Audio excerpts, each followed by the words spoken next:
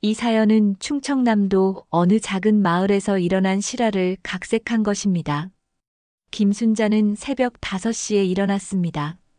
65세의 나이에도 불구하고 그녀의 손놀림은 여전히 빨랐죠.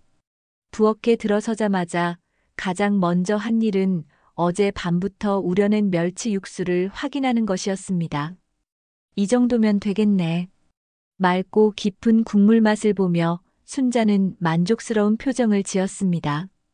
오늘은 아들 민수와 며느리 지영에게 줄 반찬을 만드는 날이었죠.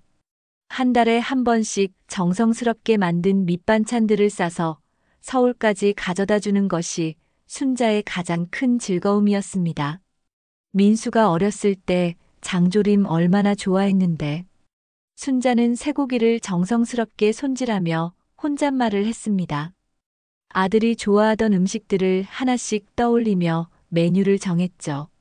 장조림, 멸치볶음, 시금치나물, 도라지 무침, 그리고 지영이 한번 맛있다고 했던 깻잎김치까지. 순자의 손은 쉬지 않고 움직였습니다.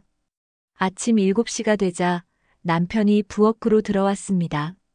여보, 또 반찬 만드시나? 응, 오늘 서울 가는 날이야.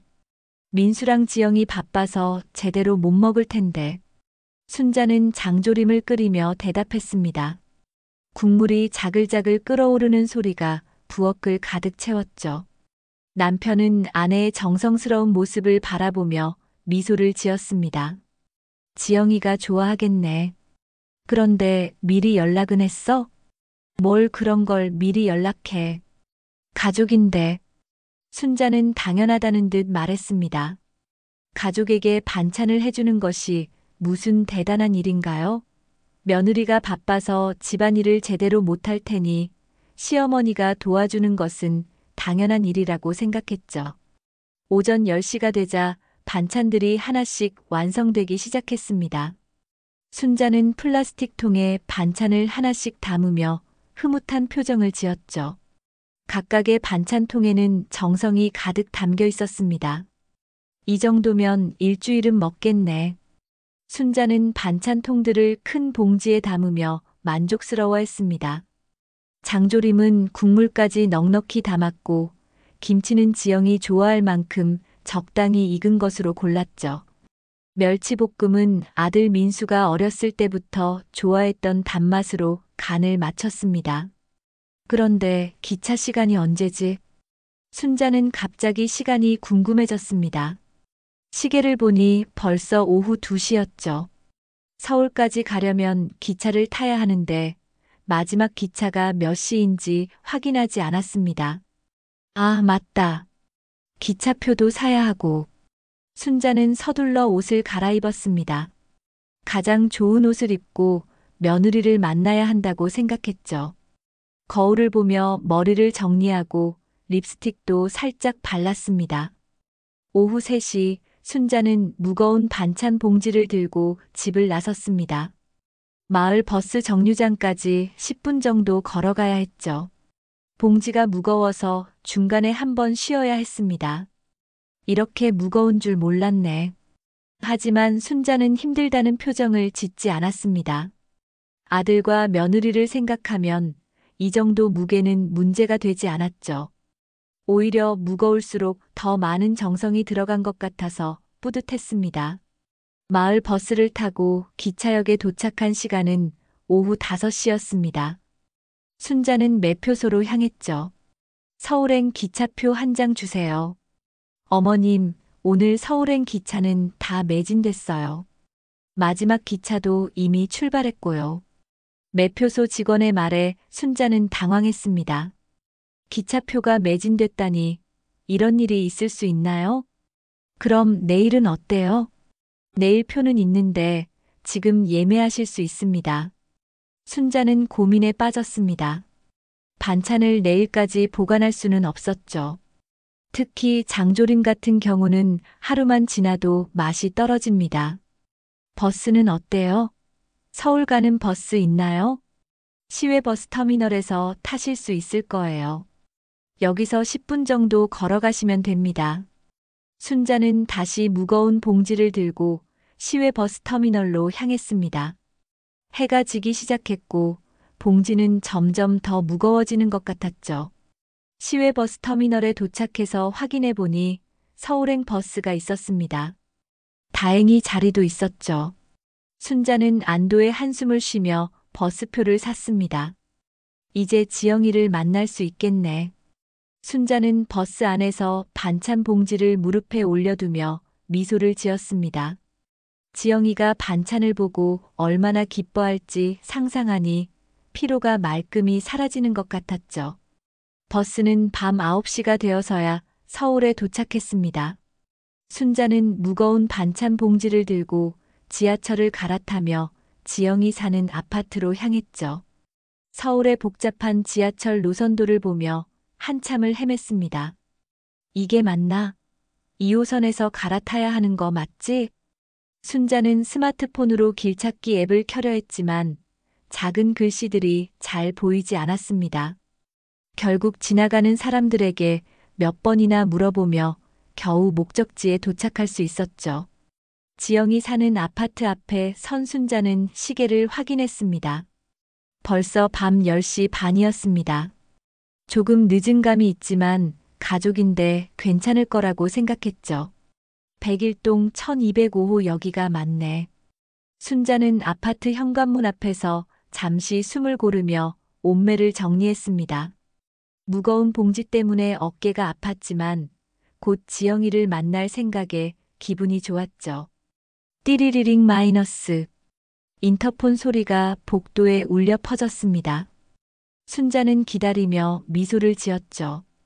곧 지영이가 반가워하며 문을 열어줄 것이라고 생각했습니다.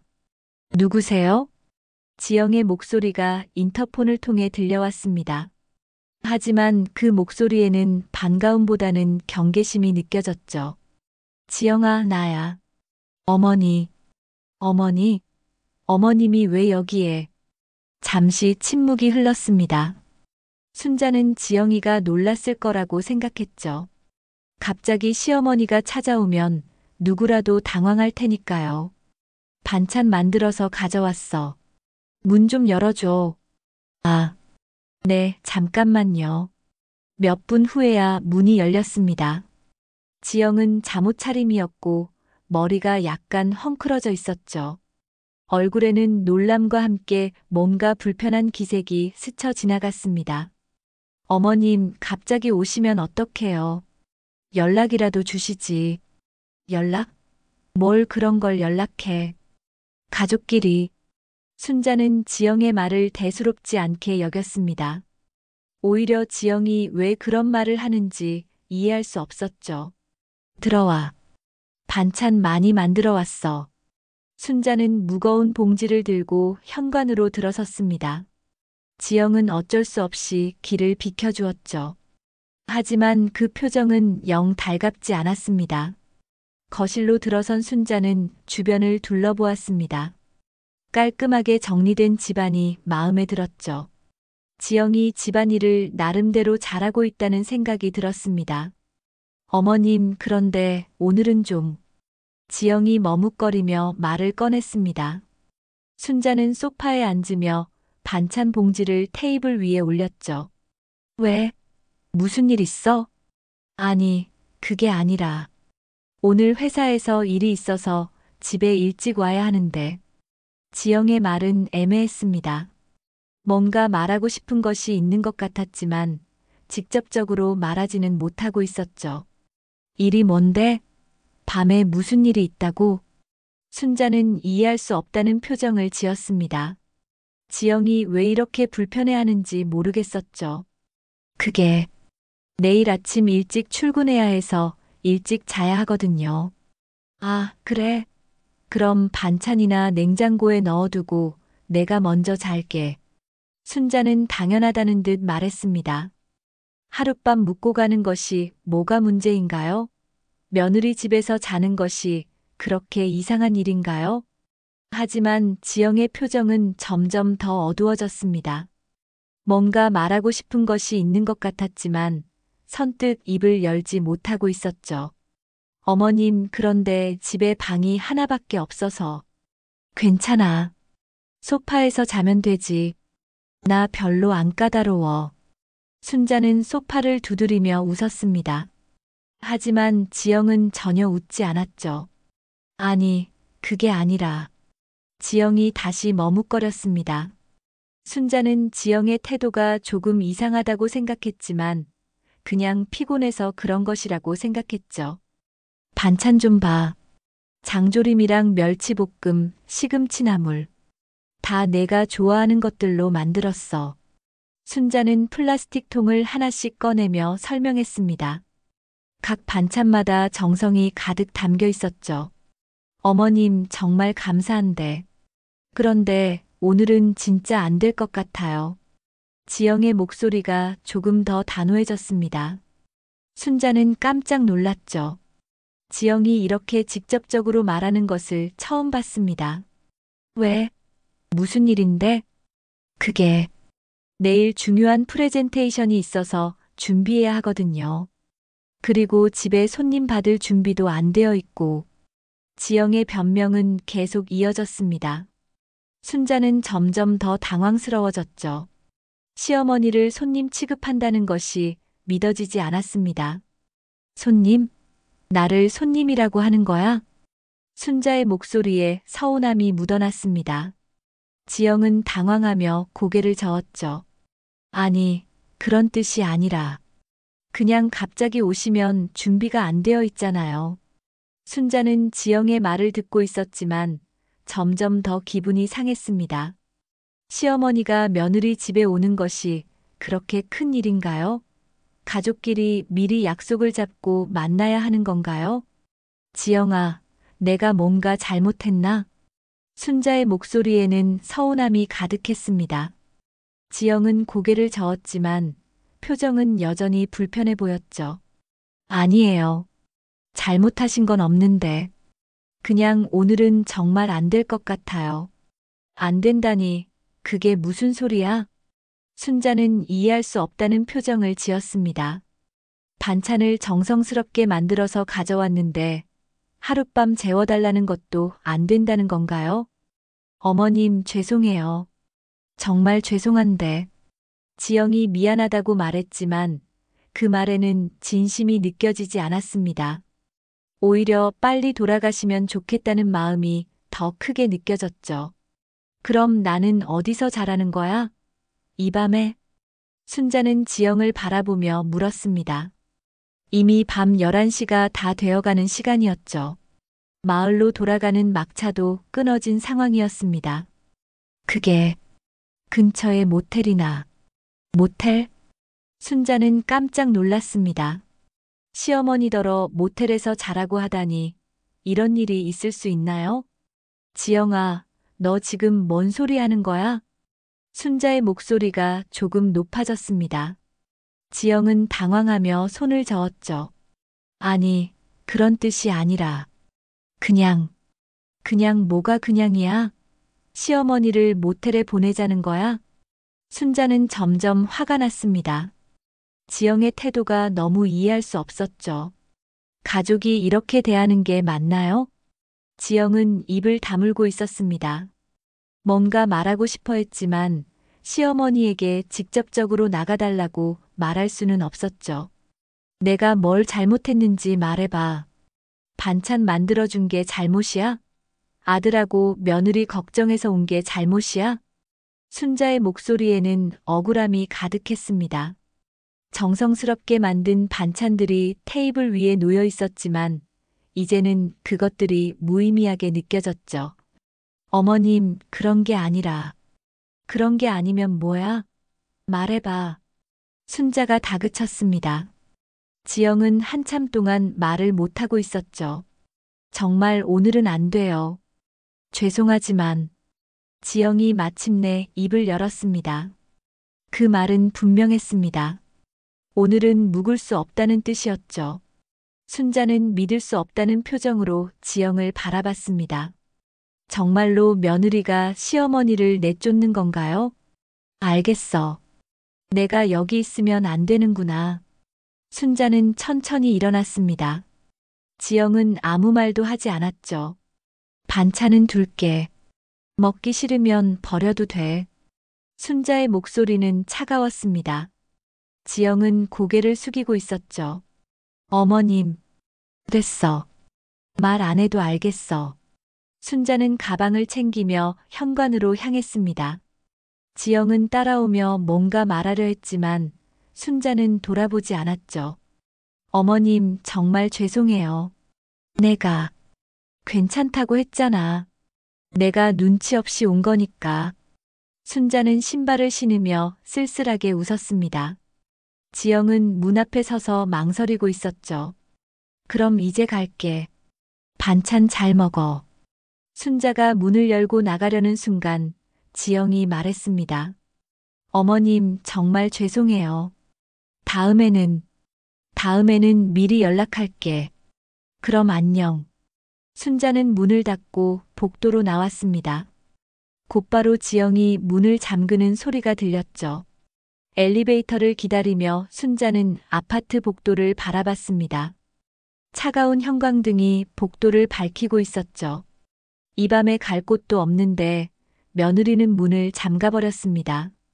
내가 뭘 잘못했지? 순자는 혼자 중얼거렸습니다. 정성스럽게 만든 반찬을 가져다 줬는데 이런 취급을 받아야 하나요? 엘리베이터가 도착했습니다. 순자는 무거운 마음으로 엘리베이터에 올랐죠. 아파트를 나서니 차가운 밤 공기가 얼굴을 스쳤습니다. 이제 어디로 가지? 순자는 길거리에 서서 막막했습니다. 마을로 돌아가는 버스는 이미 끊어졌고 기차역은 너무 멀었죠. 이 밤에 혼자서 어떻게 해야 할지 모르겠습니다. 아파트 단지를 나서며 순자는 벤치를 발견했습니다. 일단 앉아서 생각해 봐야겠다고 생각했죠. 벤치에 앉아 순자는 지영의 아파트를 올려다봤습니다. 1205호에는 여전히 불이 켜져 있었죠. 지영은 지금 뭘 하고 있을까요? 시어머니를 내쫓은 것에 대해 미안해하고 있을까요? 그래도 가족인데. 순자는 혼잣말을 하며 한숨을 쉬었습니다. 가족이라면 이런 식으로 대하면 안 되는 거 아닌가요? 새벽 5시 순자는 벤치에서 잠이 들었다가 추위에 깨어났습니다. 목과 어깨가 뻐근했고 온몸이 얼어붙은 것 같았죠. 주변을 둘러보니 아직 어둠이 가시지 않았고 간간히 지나가는 차들의 헤드라이트만이 길거리를 밝히고 있었습니다. 이게 뭐 하는 짓이야? 순자는 몸을 일으키며 중얼거렸습니다. 65세의 나이에 길거리 벤치에서 밤을 새우다니 이런 일이 있을 수 있나요? 며느리 때문에 이런 신세가 됐다는 생각에 화가 치밀어 올랐죠. 지영의 아파트를 다시 한번 올려다봤습니다. 1205호의 불은 꺼져 있었죠. 아마 지영은 편안하게 잠들어 있을 겁니다. 시어머니가 밖에서 추위에 떨며 밤을 새우고 있는 줄도 모르고 말이에요. 정말 못된 년이야. 순자는 속으로 지영을 욕했습니다. 지금까지는 며느리니까 참고 이해하려고 했는데 이제는 참을 수가 없었죠. 아침 6시가 되자 첫 차가 다니기 시작했습니다. 순자는 무거운 몸을 일으켜 지하철역으로 향했죠. 집으로 돌아가야 했습니다. 더 이상 여기 있을 이유도 없었고 지영을 다시 볼 생각도 없었습니다. 지하철 안에서 순자는 어젯밤 일을 다시 생각해 봤습니다. 정말 자신이 잘못한 게 있을까요? 며느리 집에 반찬을 가져다 주는 것이 그렇게 큰 잘못인가요? 미리 연락을 했어야 했나? 하지만 가족끼리 그런 게 필요한가요? 순자의 어머니는 시어머니가 갑자기 와도 기꺼이 맞아주었습니다. 그게 당연한 일이라고 생각했죠. 요즘 젊은 것들은 다르구나. 순자는 고개를 저었습니다. 세상이 많이 변했다는 것을 새삼 느꼈죠. 하지만 그렇다고 해서 가족에 대한 예의까지 무시해도 되는 건가요? 기차를 갈아타며 순자는 복수에 대해 생각하기 시작했습니다. 이런 일을 그냥 넘어갈 수는 없었죠. 지영이 자신을 이렇게 대했다는 것을 모든 사람들이 알아야 한다고 생각했습니다. 마을 사람들한테 얘기해봐야겠어. 순자는 계획을 세우기 시작했습니다. 지영이 얼마나 몰상식한 며느리인지 모든 사람들에게 알려야겠다고 생각했죠. 오후 2시에 마을에 도착한 순자는 곧장 집으로 향했습니다. 남편이 걱정하며 마중을 나왔죠. 여보, 어떻게 된 거야? 어젯밤에 연락도 없고. 말도 마. 지영이가 날 내쫓았어. 순자는 분노에 찬 목소리로 말했습니다. 남편은 깜짝 놀랐죠. 내쫓았다고? 그게 무슨 소리야? 반찬 가져다 줬더니 하룻밤도 재워주지 않더라고. 모텔에서 자라고 하던데. 순자는 어젯밤 일을 남편에게 자세히 설명했습니다. 물론 조금 과장된 부분이 있었죠. 지영의 태도를 더 나쁘게 표현했습니다. 그래도 지영이가 그럴 리는 없을 텐데. 당신은 늘 그래. 며느리 편만 들어. 순자는 남편에게 화를 냈습니다. 남편조차 자신의 편이 아니라는 생각이 들었죠. 그게 아니라 뭔가 오해가 있었던 게 아닐까? 오해? 무슨 오해? 내가 직접 당한 일인데. 순자는 더 이상 남편과 이야기하고 싶지 않았습니다. 대신 마을 사람들에게 이 일을 알릴 생각만 했죠. 저녁 식사 후 순자는 마을 회관으로 향했습니다. 평소에 이 시간이면 동네 아주머니들이 모여서 수다를 떠는 시간이었죠. 어머, 순자 씨 왔네. 어떻게 지내? 김말순이 반갑게 인사했습니다. 순자는 일부러 침울한 표정을 지었죠. 말도 마. 며느리 때문에 속상해서 못 살겠어. 왜? 지영이가 뭘 했는데? 박정숙이 관심을 보였습니다. 순자는 기다렸다는 듯이 입을 열었죠. 어제 반찬에서 가져다 줬더니 하룻밤도 안 재워주더라고. 뭐? 정말? 여러 사람들이 놀라며 물었습니다. 순자는 어젯밤 일을 다시 한번 설명했죠. 역시 조금 과장을 섞어서 말했습니다. 모텔에서 자라고 하던데. 이 나이에 모텔에서 자라고 말이야. 세상에 그런 며느리가 어디 있어? 요즘 젊은 것들은 정말 몰라도 너무 몰라. 사람들이 지영을 비난하기 시작했습니다. 순자는 속으로 만족했죠. 나도 며느리 때 그런 적 없는데. 시어머니 모시는 게 당연한 거 아니야? 맞아. 요즘은 시어머니를 뭘로 보는지 모르겠어. 순자는 더 많은 이야기를 들려줬습니다. 지영이 평소에 얼마나 차가운 며느리였는지, 시댁에 관심이 없는지 등등. 물론 대부분은 과장되거나 지어낸 이야기였죠. 그래도 민수는 좋은 아들인데 며느리를 잘못 만났네. 민수한테는 얘기했어? 아직 못했어. 얘기해봤자 또 며느리 편들 텐데. 순자는 슬픈 표정을 지었습니다. 사람들이 더욱 동정심을 보였죠. 이날 밤 순자는 복수 계획을 구체적으로 세웠습니다. 지영의 평판을 망치는 것부터 시작해서 점점 더 큰 타격을 주겠다고 다짐했죠. 일주일이 지나자 순자가 퍼뜨린 소문은 마을 전체로 번졌습니다. 마을 사람들은 지영에 대해 수군거리기 시작했고 그 소문은 점점 더 크게 과장되어 퍼져나갔죠. 김순잔의 며느리가 시어머니를 문 밖에 세워뒀다더라. 세상에 그런 며느리가 어디 있어? 반찬까지 해서 가져다 줬는데 말이야. 소문은 순자가 의도한 것보다 훨씬 더 심하게 퍼졌습니다. 어떤 사람들은 지영이 순자를 때렸다고 말하기도 했고 어떤 사람들은 욕을 했다고 말하기도 했죠. 순자는 처음엔 이런 과장된 소문들을 바로잡으려고 했습니다. 하지만 점점 더 많은 사람들이 지영을 비난하는 것을 보니 기분이 좋아졌죠. 이제 알겠지? 내가 나한테 어떻게 했는지. 순자는 혼자 중얼거리며 만족해했습니다. 지영이 이 소문들을 듣고 얼마나 당황할지 상상하니 속이 시원했죠. 한편 서울에서는 민수가 회사 동료로부터 이상한 이야기를 듣게 되었습니다. 민수야, 너희 어머니 괜찮으시지? 동료 박 과장이 걱정스러운 표정으로 물었습니다. 민수는 무슨 말인지 몰라서 당황했죠. 네. 어머니가 왜요? 아, 내 고향이 너희 어머니랑 같은 동네거든. 우리 어머니가 전화하셨는데 며느리한테 많이 상처받으셨다고 하더라고. 민수는 깜짝 놀랐습니다. 어머니가 상처받으셨다고요? 무슨 일인지 전혀 몰랐죠. 무슨 일이 있었던 건가요? 글쎄, 자세한 건 모르겠는데. 지영 씨가 어머니를 좀 차갑게 대했다고 하더라고. 민수는 집에 돌아가서 지영에게 물어봤습니다. 여보, 우리 어머니랑 무슨 일 있었어? 지영은 설거지를 하다가 손을 멈췄습니다.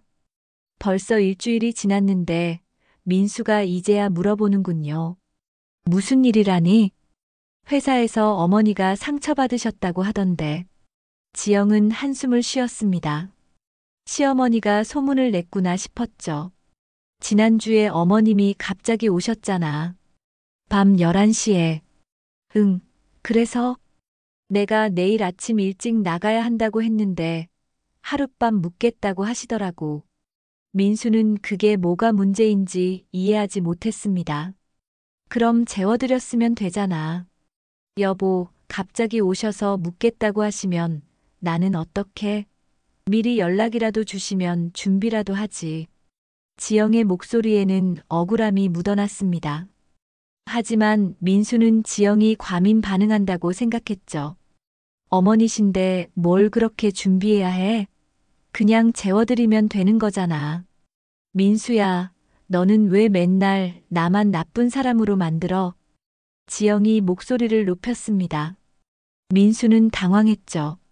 내가 언제 너를 나쁜 사람으로 만들었어? 그냥 어머니한테 좀 더 잘해달라는 거야. 좀 더 잘하라고? 내가 어머님한테 못했다는 거야? 그런 게 아니라. 그럼 뭐야? 어머님이 소문내고 다니시는 걸 알아? 마을 사람들이 나를 어떻게 보는지 알아? 지영은 분노했습니다. 시어머니가 마을에서 자신에 대한 소문을 퍼뜨리고 있다는 것을 알고 있었죠. 시골은 좁아서 소문이 금방 퍼집니다. 어머니가 소문을 냈다고? 그럴 리 없어. 민수는 믿지 않았습니다. 어머니가 그런 분이 아니라고 생각했죠. 없긴 뭐가 없어. 내가 어머님을 내쫓았다고 하시더라고. 내쫓았어? 정말? 민수의 목소리가 차가워졌습니다. 지영은 더욱 억울했죠. 내쫓은 게 아니라 오늘은 안 된다고 했어. 그런데 갑자기 오셔서 묻겠다고 하시면 나는 어떻게? 그럼 어머니는 어디서 주무셨는데? 민수가 물었습니다. 지영은 대답하지 못했죠. 사실 그 부분이 가장 미안했습니다. 모르겠어. 아마 찜질방이나. 찜질방? 민수는 믿을 수 없다는 표정을 지었습니다. 65세의 어머니가 찜질방에서 주무셨다고요? 여보, 내가 잘못했어. 그때 좀 당황해서. 지영이 미안해하며 말했지만 민수는 이미 화가 나 있었습니다. 지영아, 어머니한테 사과해. 사과? 응, 전화해서 사과하라고. 민수의 말에 지영은 더욱 억울했습니다. 왜 자신만 사과해야 하나요? 갑자기 와서 묻겠다고 한 시어머니는 잘못이 없나요? 하지만 민수의 단호한 표정을 보니 어쩔 수 없었습니다. 지영은 시어머니에게 전화를 걸었죠. 어머님, 안녕하세요. 지영이구나. 무슨 일이야? 순자의 목소리는 차가웠습니다. 지영은 한참 망설이다가 입을 열었죠. 어머님, 지난번에 제가 좀 그랬네요. 뭐가? 순자는 쉽게 넘어가지 않았습니다. 지영이 정확히 무엇을 사과하는지 듣고 싶었죠. 갑자기 오신 건 좀 그랬지만 하룻밤 못 재워드린 것은 제가 잘못했어요. 아, 그래. 순자는 만족스러운 표정을 지었습니다. 드디어 지영이 사과하는군요. 하지만 순자는 이 정도로 용서할 생각이 없었습니다. 지영에게 더 큰 교훈을 줘야겠다고 생각했죠. 순자는 지영의 사과를 받았지만 전혀 만족하지 않았습니다. 오히려 더 큰 복수를 계획하기 시작했죠. 단순히 소문을 퍼뜨리는 것만으로는 부족했습니다. 지영에게 실질적인 타격을 줘야겠다고 생각했죠. 사과한다고 끝나는 게 아니야. 순자는 혼자 중얼거리며 지영에 대해 더 많이 알아보기 시작했습니다. 민수를 통해 지영이 작은 온라인 쇼핑몰을 운영한다는 것을 알았죠. 온라인 쇼핑몰이라. 재미있겠네. 순자는 스마트폰을 켜고 지영의 쇼핑몰을 찾아봤습니다. 지영S 라이프스타일이라는 이름의 쇼핑몰이었죠. 주로 여성용 액세서리와 생활용품을 판매하고 있었습니다. 상품 후기들을 살펴보니 대부분 좋은 평가였습니다. 고객들이 만족해하는 모습을 보니 순자는 질투가 났죠. 이걸 망가뜨려야겠어. 순자는 마을 사람들을 찾아다니며 부탁을 하기 시작했습니다. 말순이야, 부탁이 있어. 김말순을 찾아간 순자는 조심스럽게 말을 꺼냈습니다. 무슨 부탁인데? 우리 며느리가 온라인으로 물건 파는데 좀 나쁜 후기 써줄 수 있어? 나쁜 후기? 말순은 당황했습니다. 왜 며느리 사업에 나쁜 후기를 써달라고 하는 건가요? 지영이가 나한테 어떻게 했는지 알잖아. 그년이 혼 좀 나야 해. 순자는 지영에 대한 원한을 드러냈습니다. 말순은 불편한 기색을 보였지만 순자의 부탁을 거절하기는 어려웠죠.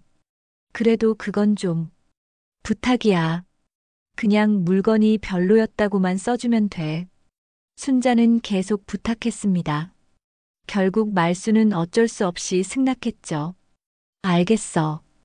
그런데 내가 뭘 샀다고 해야 해? 목걸이 하나 사서 후기 써줘. 돈은 내가 줄게. 순자는 이미 계획을 세워놓고 있었습니다. 실제로 물건을 사서 나쁜 후기를 쓰는 것이죠.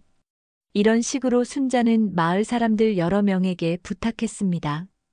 처음엔 다들 망설였지만 순자의 끈질긴 부탁에 결국 하나둘씩 승낙했죠. 정숙이, 너도 좀 도와줘. 박정숙에게도 같은 부탁을 했습니다. 순자야, 그래도 그건 며느리 사업인데. 사업이 뭐야? 나한테 어떻게 했는데 사업은 무슨. 순자는 화를 냈습니다. 정숙도 결국 어쩔 수 없이 부탁을 들어주기로 했죠. 일주일 동안 순자의 계획대로 지영의 쇼핑몰에 나쁜 후기들이 올라오기 시작했습니다. 배송이 너무 늦어요. 일주일이나 걸렸네요. 사진이랑 실물이 너무 달라요. 실망입니다. 재질이 싸구려 같아요. 돈 아까워요. 고객센터 응대가 불친절해요. 하루에 서너 개씩 나쁜 후기가 올라왔습니다. 지영은 처음엔 이상하다고 생각했죠. 평소에는 좋은 후기가 대부분이었는데 갑자기 나쁜 후기가 몰리는 것이 이상했습니다. 왜 이러지? 혹시 경쟁업체에서 장난치는 건가? 지영은 후기들을 하나씩 확인해 봤습니다. 그런데 이상한 점을 발견했죠. 나쁜 후기를 쓴 사람들의 주소가 모두 같은 지역이었습니다. 충남 논산시. 이게 시어머님 동네 아닌가? 지영은 소름이 돋았습니다. 설마 시어머니가 이런 짓을 했을까요? 하지만 다른 설명이 없었습니다. 민수야, 이것 좀 봐. 지영은 민수에게 후기들을 보여줬습니다. 민수도 이상하다고 생각했죠. 왜 이렇게 나쁜 후기가 갑자기 늘었지? 다 같은 지역에서 온 후기야. 어머님 동네. 민수는 믿기 어렵다는 표정을 지었습니다. 설마 어머니가 이런 일을. 아니면 뭐야? 이런 우연이 어디 있어? 지영은 화가 났습니다. 시어머니가 정말 이런 치졸한 짓을 했다는 것이 믿어지지 않았죠. 나쁜 후기들 때문에 새로운 고객들이 주문을 꺼리기 시작했습니다. 매출이 눈에 띄게 줄어들었죠. 이러다가 사업이 망하겠어. 지영은 걱정이 되기 시작했습니다. 아직 시작한 지 얼마 안 된 사업인데 이런 식으로 망할 수는 없었죠. 어머님께 직접 전화해봐야겠어. 지영은 순자에게 전화를 걸었습니다. 어머님, 안녕하세요. 지영이구나. 무슨 일이야? 순자의 목소리는 평소와 다를 바 없었습니다. 하지만 지영은 뭔가 어색함을 느꼈죠. 어머님, 혹시 제 쇼핑몰에 대해서 아시나요? 쇼핑몰. 아, 온라인으로 물건 파는 거 말이야? 네, 맞아요. 그런데 요즘 이상한 후기들이 올라와서요. 지영은 조심스럽게 말했습니다. 순자는 모르는 척했죠. 이상한 후기라니? 나쁜 후기들이 갑자기 많이 올라왔어요. 그런데 다 어머님 동네에서 온 후기더라고요. 그래, 그건 나도 모르는 일인데. 순자는 시치미를 뚝 떼었습니다. 지영은 답답했죠. 어머님, 혹시 마을 분들께 뭔가 말씀하신 건 없나요? 뭘 말하겠어? 그냥 며느리가 온라인 사업한다고 했을 뿐이야. 순자는 거짓말을 했습니다. 지영은 더 이상 묻기 어려웠죠. 전화를 끊은 후 지영은 민수에게 말했습니다. 어머님이 분명히 뭔가 하신 거야. 증거도 없는데 어떻게 그렇게 단정해? 민수는 여전히 어머니를 의심하고 싶지 않았습니다. 지영은 한숨을 쉬었죠. 한편 순자는 계획이 성공적으로 진행되는 것을 보며 만족했습니다. 지영의 사업에 타격을 주는 것이 생각보다 쉬웠죠. 이제 좀 알겠지? 나를 함부로 대하면 어떻게 되는지. 순자는 더 큰 복수를 계획하기 시작했습니다. 이 정도로는 부족했죠. 지영이 완전히 무너질 때까지 계속해야겠다고 생각했습니다. 한 달이 지나자 지영의 쇼핑몰은 완전히 위기에 빠졌습니다. 악성 후기들 때문에 신규 고객은 물론 기존 고객들도 주문을 꺼리기 시작했죠. 매출이 절반 이하로 떨어졌고 지영은 매일 밤 잠을 이루지 못했습니다. 이러다가 정말 망하는 거 아니야? 지영은 컴퓨터 모니터를 바라보며 한숨을 쉬었습니다. 오늘도 새로운 악성 후기가 2개나 올라와 있었죠. 모두 순자의 마을에서 온 후기들이었습니다. 품질이 엉망이에요. 돈 버린 기분. 사진과 완전히 달라요. 사기당한 느낌. 지영은 이런 후기들을 보며 속이 타들어갔습니다. 정성스럽게 선별한 상품들인데 이렇게 터무니없는 평가를 받다니 억울했죠. 민수야, 이것 좀 봐. 지영은 남편을 불렀습니다. 민수는 피곤한 얼굴로 다가왔죠. 또 뭐야? 또 나쁜 후기 올라왔어. 이번엔 아예 욕까지 써놨더라. 민수는 모니터를 들여다봤습니다. 정말로 심한 욕설이 섞인 후기가 올라와 있었죠. 이건 좀 심하네. 신고해봐. 신고해도 소용없어. 계속 새로운 계정으로 올라오는 걸. 지영은 절망적이었습니다. 하루에 몇 개씩 올라오는 악성 후기를 다 막을 수는 없었죠. 이때 순자는 마을에서 더욱 적극적으로 활동하고 있었습니다. 이제는 온라인 후기뿐만 아니라 실제 주문까지 조작하기 시작했죠.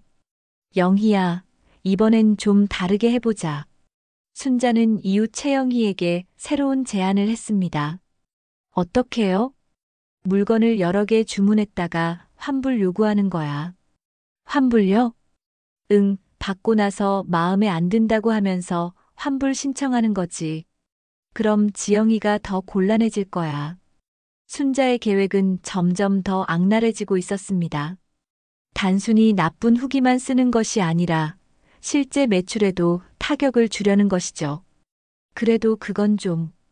영희는 망설였습니다. 하지만 순자의 눈빛이 너무 무서워서 거절하기 어려웠죠.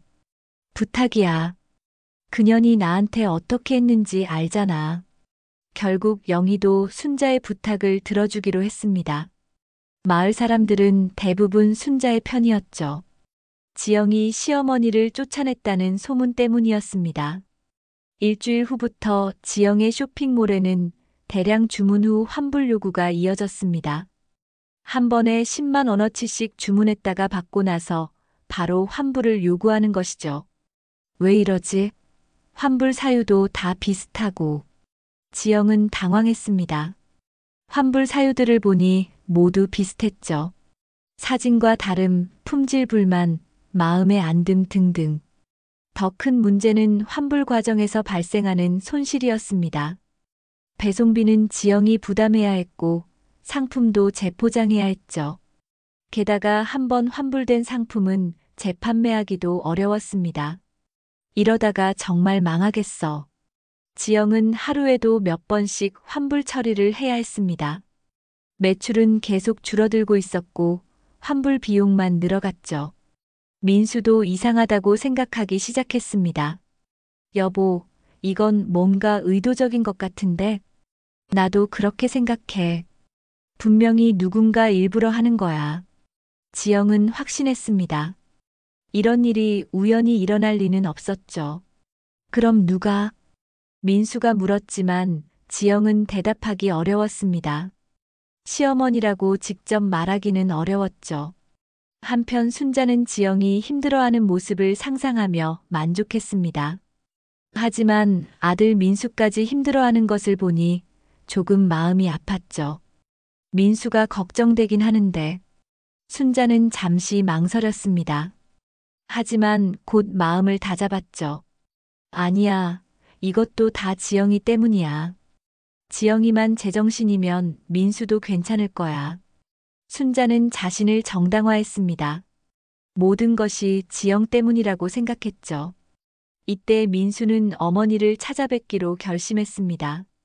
뭔가 이상한 일들이 계속 일어나고 있었고 혹시 어머니가 관련되어 있는 건 아닌지 확인하고 싶었죠. 어머니, 안녕하세요. 민수가 갑자기 찾아오자 순자는 놀랐습니다. 어머, 민수야? 갑자기 웬일이야? 그냥 뵙고 싶어서 왔어요. 어머니 건강하시죠? 그럼 난 잘 있어. 그런데 지영이는? 순자는 지영이 함께 오지 않은 것을 확인했습니다. 지영이는 요즘 일 때문에 좀 힘들어해요. 일? 무슨 일? 순자는 모르는 척했지만 속으로는 만족했죠. 온라인 쇼핑몰 운영하는데 요즘 이상한 일들이 자꾸 생겨서요. 이상한 일?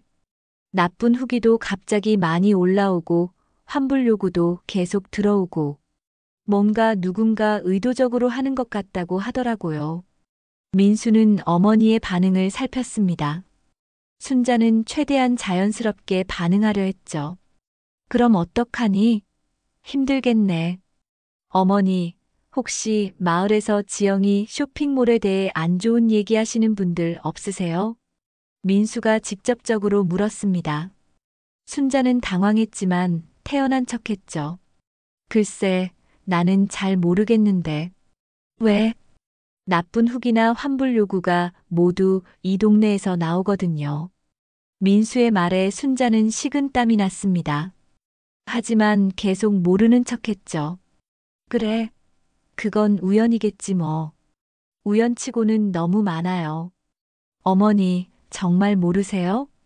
민수는 어머니를 의심하고 싶지 않았지만 상황상 다른 설명이 없었습니다.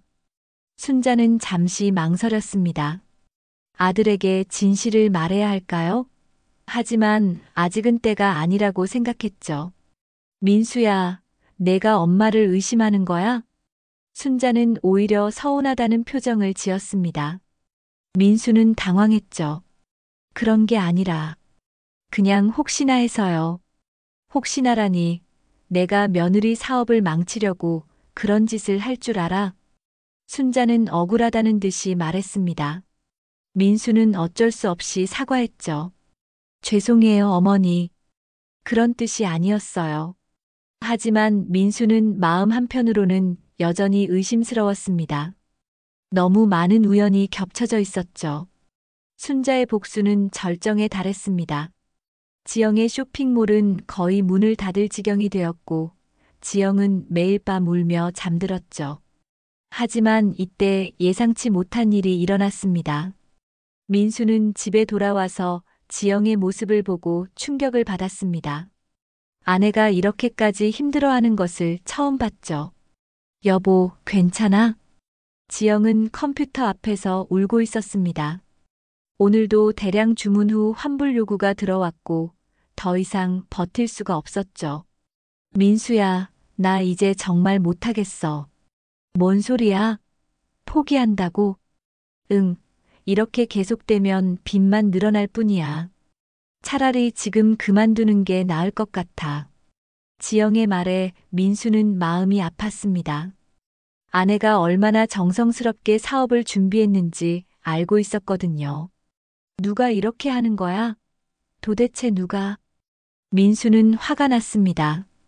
아내를 이렇게 괴롭히는 사람이 누구든 용서할 수 없었죠. 민수야, 나는 어머님이 하신 일이라고 확신해. 지영이 조심스럽게 말했습니다. 민수는 고개를 저었죠. 그럴 리 없어. 어머니가 왜 그런 일을 하시겠어? 지난번에 나를 내쫓은 일 때문이야. 어머님이 아직도 화나 계신 거야. 지영의 말에 민수는 할 말이 없었습니다. 어머니가 정말 그런 일을 하셨을까요? 증거라도 있어? 증거가 뭐가 필요해? 모든 후기와 환불 요구가 어머님 동네에서 나오는데. 민수는 깊은 고민에 빠졌습니다. 어머니와 아내 사이에서 어떻게 해야 할지 모르겠었죠. 다음 날 민수는 회사를 일찍 나와서 어머니를 다시 찾아뵈었습니다. 이번에는 확실히 해야겠다고 생각했죠. 어머니, 솔직히 말씀해 주세요. 민수의 목소리는 진지했습니다. 순자는 뭔가 이상함을 느꼈죠. 뭘 솔직히 말하라는 거야? 지영이 쇼핑몰 일 말이에요. 정말 어머니가 하신 일 아니에요? 민수가 직접적으로 물었습니다. 순자는 잠시 망설였죠. 민수야, 너 정말 엄마를 의심하는 거구나. 의심하고 싶지 않아요. 하지만 지영이가 너무 힘들어해서요. 민수의 말에 순자는 마음이 흔들렸습니다. 아들이 이렇게 괴로워하는 모습을 보니 죄책감이 들었죠. 지영이가 그렇게 힘들어해? 네, 매일 울어요. 사업을 포기하려고 하더라고요. 순자는 갑자기 후회가 밀려왔습니다. 지영에게 복수하려고 했던 일이 아들까지 괴롭히고 있었죠. 어머니, 제발 솔직히 말씀해 주세요. 제가 어떻게 해결해야 할지 모르겠어요. 민수가 애원하듯 말했습니다. 순자는 더 이상 거짓말을 할 수 없었죠. 민수야. 순자는 한참을 망설이다가 마침내 입을 열었습니다. 정말 어머니가 하신 일이에요? 흥. 순자의 작은 대답에 민수는 충격을 받았습니다. 정말로 어머니가 그런 일을 하셨다니 믿을 수 없었죠. 왜요? 왜 그런 일을 하셨어요? 지영이가 나를 그렇게 대했잖아. 순자의 목소리에는 억울함이 묻어났습니다. 하지만 민수는 이해할 수 없었죠. 그렇다고 이렇게까지 하시면 어떡해요? 지영이가 얼마나 힘들어하는지 아세요? 나도 힘들었어. 너희가 날 버렸을 때. 순자는 울음을 터뜨렸습니다. 그동안 쌓였던 서운함과 분노가 한꺼번에 쏟아져 나왔죠. 어머니, 우리가 언제 어머니를 버렸어요? 지영이가 날 내쫓았잖아. 이 밤에 갈 곳도 없는데. 순자는 그날 밤의 일을 다시 떠올렸습니다. 여전히 가슴이 아팠죠. 민수는 어머니의 마음을 이해할 수 있었습니다. 하지만 이런 식으로 복수하는 것은 잘못되었다고 생각했죠. 어머니, 그래도 이렇게 하시면 안 되죠. 지영이도 사람이에요. 사람? 시어머니를 내쫓는 사람이 사람이야? 순자는 여전히 화가 나 있었습니다. 하지만 아들이 괴로워하는 모습을 보니 마음이 약해졌죠. 어머니, 제발 그만하세요. 지영이가 정말 힘들어해요. 민수가 간곡히 부탁했습니다.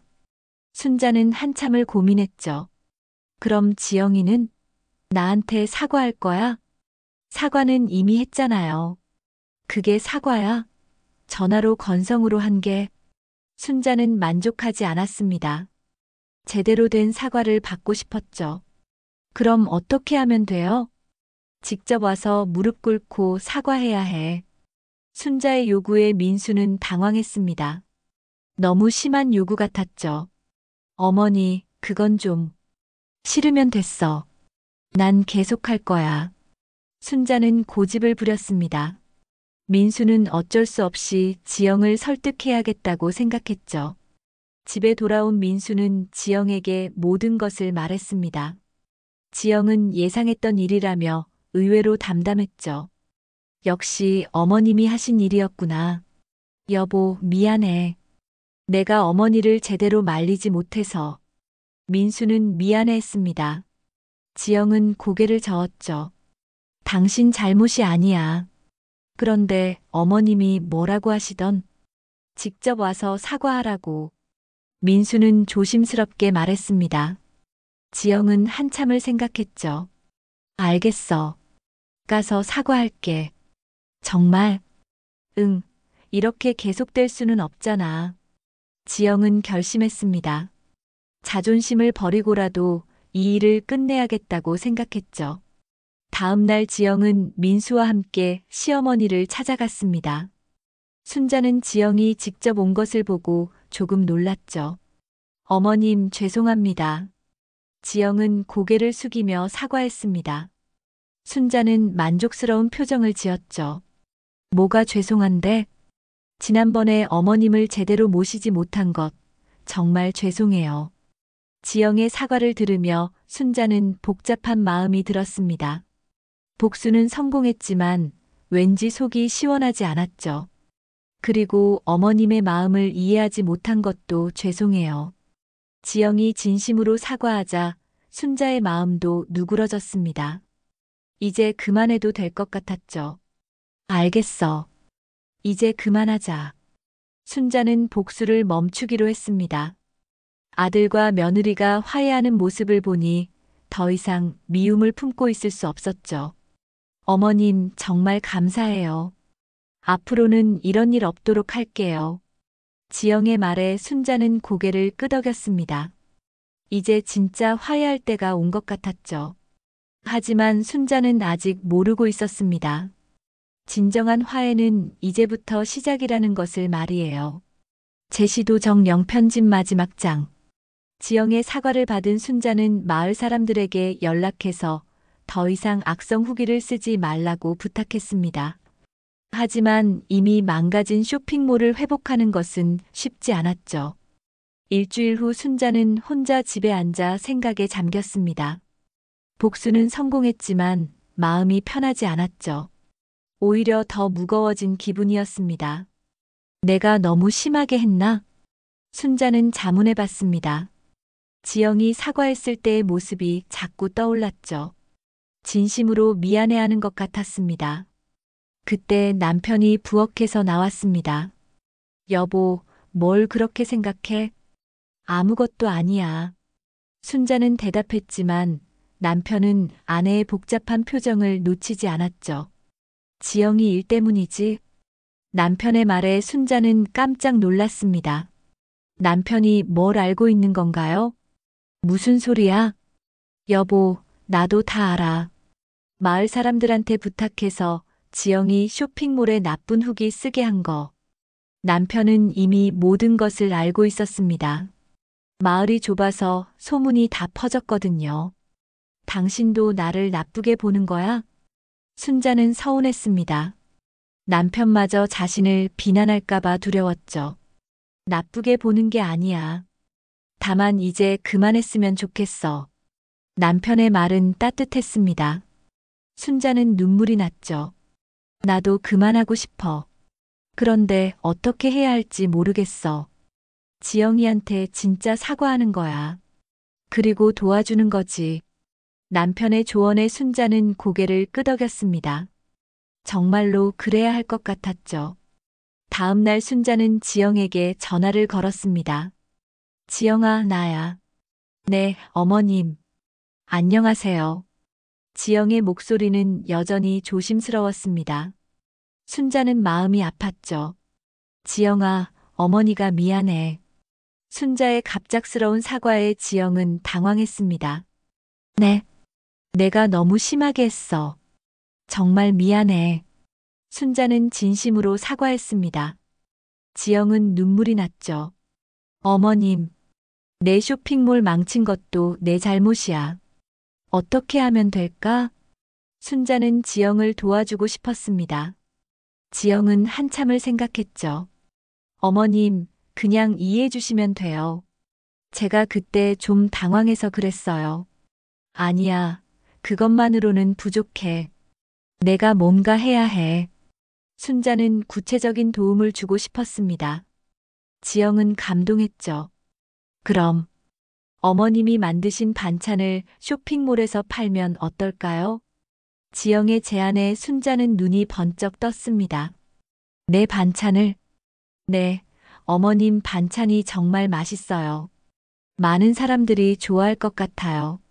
순자는 기뻤습니다. 자신의 요리 솜씨가 인정받는 기분이었죠. 정말 그럴까? 네, 제가 사진도 찍어서 예쁘게 포장해 드릴게요. 어머님은 반찬만 만들어 주시면 돼요. 지영의 말에 순자는 희망이 생겼습니다. 며느리와 함께 일할 수 있다는 생각에 설렜죠. 일주일 후 순자는 본격적으로 반찬을 만들기 시작했습니다. 장조림, 멸치볶음, 김치, 나물 등을 정성스럽게 만들어서 지영에게 보냈죠. 지영은 시어머니가 만든 반찬들을 예쁘게 포장해서 쇼핑몰에 올렸습니다. 시골 어머님의 정성 반찬이라는 이름으로 말이죠. 놀랍게도 반찬들이 인기를 끌었습니다. 고객들이 맛있다고 후기를 남겼고 재주문도 많이 들어왔죠. 어머님, 반찬이 완전 인기예요. 지영이 흥겹게 전화했습니다. 순자는 뿌듯했죠. 정말? 그럼 더 많이 만들까? 네, 주문이 계속 들어와요. 어머님 덕분에 쇼핑몰이 살아났어요. 지영의 말에 순자는 눈물이 났습니다. 자신이 망친 것을 다시 살려낸다는 뿌듯함이 컸죠. 한 달 후 민수가 마을을 찾아왔습니다. 어머니와 아내가 화해한 모습을 보러 온 것이죠. 어머니, 요즘 어떠세요? 좋아. 지영이랑 같이 일하니까 재미있어. 순자는 행복해 보였습니다. 민수는 안도했죠. 지영이도 어머니 반찬 덕분에 사업이 잘 된다고 하더라고요. 그래, 다행이네. 순자는 미소를 지었습니다. 복수 대신 화해를 선택한 것이 정말 잘한 일이라고 생각했죠. 어머님, 이번 주말에 지영이도 같이 올게요. 어머님께 직접 인사드리고 싶다고 하더라고요. 민수의 말에 순자는 깜짝 놀랐습니다. 지영이가 온다고? 네, 어머님이 만드신 반찬 맛도 배우고 싶다고 해요. 순자는 기뻤습니다. 며느리가 자신의 요리를 배우고 싶어 한다니 뿌듯했죠. 주말에 지영이 정말로 찾아왔습니다. 이번에는 미리 연락을 하고 온 것이죠. 어머님, 안녕하세요. 지영은 정중하게 인사했습니다. 순자는 반갑게 맞아주었죠. 어서 와. 피곤했지? 아니에요. 어머님, 정말 감사해요. 반찬 덕분에 쇼핑몰이 완전히 살아났어요. 지영의 진심 어린 감사 인사에 순자는 마음이 따뜻해졌습니다. 고마워할 건 내가 해야 하는 거야. 미안했어, 지영아. 순자는 다시 한번 사과했습니다. 지영은 고개를 저었죠. 이제 그런 얘기 하지 말아요. 앞으로 잘하면 되죠. 그날 저녁 세 사람은 함께 식사를 했습니다. 순자가 정성스럽게 만든 반찬들이 식탁에 가득했죠. 어머님, 이 장조림 만드는 법 좀 가르쳐 주세요. 그래, 어렵지 않아. 내일 같이 해보자. 순자와 지영은 이제 진짜 가족이 된 것 같았습니다. 복수와 원한 대신 사랑과 이해가 자리 잡았죠. 어머님, 앞으로 자주 올게요. 그리고 반찬 사업도 계속 같이 해요. 그래, 좋아. 우리 가족이니까. 순자는 진심으로 말했습니다. 이제 지영이 정말 자신의 딸 같았죠. 그날 밤 순자는 마을 회관에 나가서 이웃들에게 말했습니다. 지영이가 정말 좋은 며느리예요. 제가 오해했네요. 그래, 그럼 다행이네. 앞으로 지영이 얘기 나쁘게 하시면 안 돼요. 우리 며느리 자랑이거든요. 순자는 이제 지영을 자랑스러워했습니다. 예전에 퍼뜨린 나쁜 소문들을 하나씩 바로잡아 나갔죠. 계절이 바뀌고 1년이 지났습니다. 순자와 지영의 반찬 사업은 크게 성공했고 두 사람의 관계도 더욱 돈독해졌죠. 어머님, 올해는 어머님이 서울에서 명절 보내시는 게 어때요? 지영이 제안했습니다. 순자는 깜짝 놀랐죠. 내가 서울에서? 네, 집도 넓게 이사했고 어머님 방도 따로 준비했어요. 지영의 말에 순자는 감동했습니다. 며느리가 이렇게까지 생각해 주다니 고마웠죠. 정말 괜찮겠어? 당연하죠. 이제 가족이잖아요. 지영의 말에 순자는 눈물을 글썽였습니다. 복수심 대신 용서를 선택한 것이 얼마나 현명한 일이었는지 새삼 깨달았죠. 그럼 내가 서울 가서 반찬도 더 많이 만들어 줄게. 네, 기대할게요. 어머님. 순자는 이제 진정으로 행복했습니다. 며느리와의 갈등을 통해 더 큰 사랑을 배웠고 진짜 가족의 의미를 깨달았죠. 복수보다는 용서가, 미움보다는 사랑이 얼마나 큰 힘을 가지고 있는지 온몸으로 느낄 수 있었습니다.